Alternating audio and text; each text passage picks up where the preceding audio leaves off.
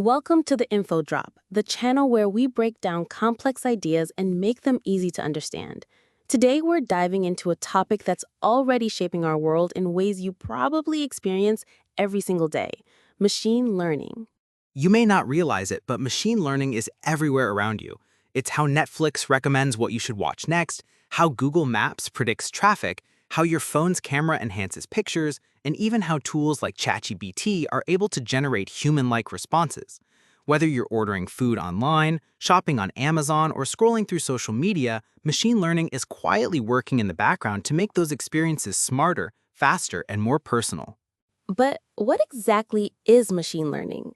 At its core, machine learning is a branch of artificial intelligence where we don't explicitly program a computer to follow strict rules. Instead, we feed it data and let it learn patterns from that data. Once it learns those patterns, it can start making predictions or decisions on its own. Think of it this way. If you wanted a program to recognize cats, you wouldn't sit there and write lines of code describing every whisker, ear, or tail. You'd instead show the computer thousands of labeled images, some with cats and some without, and over time, it figures out the differences. After learning, it can then look at a brand new picture and say, hey, that's a cat, even if it has never seen that exact image before. That's the magic of machine learning. It mimics the way humans learn from experience, except it can process millions of examples in a fraction of the time. And the impact of this is enormous. Let's take a step back and look at how it affects real life. In healthcare, machine learning models are helping doctors detect diseases earlier than ever before. Algorithms can analyze X-rays and MRIs, and sometimes even outperform human specialists in spotting problems like tumors.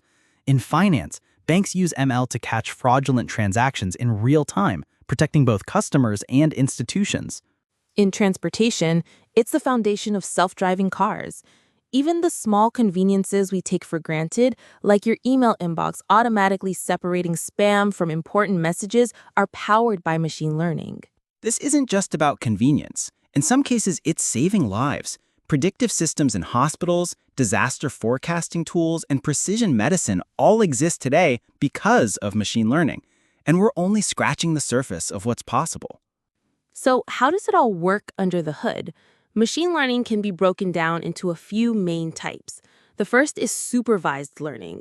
This is when the computer learns from labeled data. Imagine you're teaching a kid with flashcards. Each card has a problem and an answer. Over time, the kid figures out the rules and starts solving problems without the answer key. That's supervised learning in a nutshell. The second type is unsupervised learning. Here, there's no answer key. The computer is given data and asked to find patterns on its own. Think of it like dumping thousands of songs into a system and asking it to group them by mood. Nobody tells it which songs are happy or sad. It figures that out based on patterns in the data. Then there's reinforcement learning, which is learning by trial and error. This works the way we teach pets, or even how we ourselves learn as kids. Imagine training a dog. You give it a treat when it does the right trick, and no treat when it doesn't. Over time, the dog figures out what earns rewards. Computers learn the same way in reinforcement learning. This is the technique used to train systems to play video games at superhuman levels, or to control robots that adapt to new environments. Now, if you're wondering how to get into machine learning yourself, here's the good news. You don't need a PhD to start. What you do need are a few foundational skills. First, programming. Python is by far the most popular language for machine learning. It's simple, beginner-friendly, and has a massive ecosystem of libraries built for ML. Libraries like NumPy and Pandas help you manage and clean data, while scikit-learn lets you experiment with classic ML algorithms. Second, math. Don't worry, you don't need to be a mathematician, but you should be comfortable with some basics.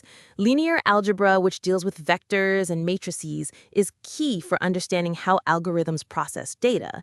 Statistics and probability help you make sense of uncertainty and predictions. And calculus comes into play for optimization, like when models use gradients to improve themselves. Once you've built those skills, the next step is practice. Start with small projects like predicting house prices, creating a spam filter, or analyzing sentiment in tweets. The projects don't have to be groundbreaking. The point is to apply what you're learning.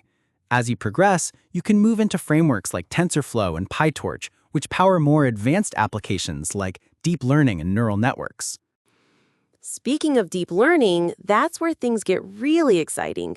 Deep learning uses layers of artificial neural networks to mimic how the human brain works. This is what powers image recognition, natural language processing, and voice assistants like Siri and Alexa. It's also the driving force behind generative AI, the same kind of technology that can create art, write essays, compose music, or simulate human conversations. So, where is all of this heading? The future of machine learning is massive. We're seeing breakthroughs in generative AI, climate forecasting, personalized medicine, and even agriculture, where machine learning is used to predict crop yields or detect plant diseases early. But along with progress comes big questions. How do we deal with bias in algorithms? How do we protect people's data privacy? How do we ensure automation doesn't hurt jobs without preparing people for new opportunities? These are the challenges we'll face as machine learning continues to grow. And that brings us back to why this topic is so important. Machine learning isn't just another piece of technology. It's becoming a core part of how our world operates. And the more you understand it, the more prepared you are for the future. Whether you want to pursue a career in tech or just understand how the apps and tools you use every day work, learning about machine learning gives you valuable insight into the direction our world is heading. So, to wrap it all up, machine learning is the science of teaching machines to learn from data and make predictions. It comes in forms like supervised, unsupervised, and reinforcement learning. It's already transforming industries from healthcare to finance to transportation. And if you're curious to learn it yourself, start with Python, build a foundation in math, explore the core libraries, and practice with small projects. From there, the possibilities are endless. If you enjoyed this episode, make sure to like, share, and subscribe to the InfoDrop for more podcasts just like this. Thanks for tuning in, and we'll see you in the next one.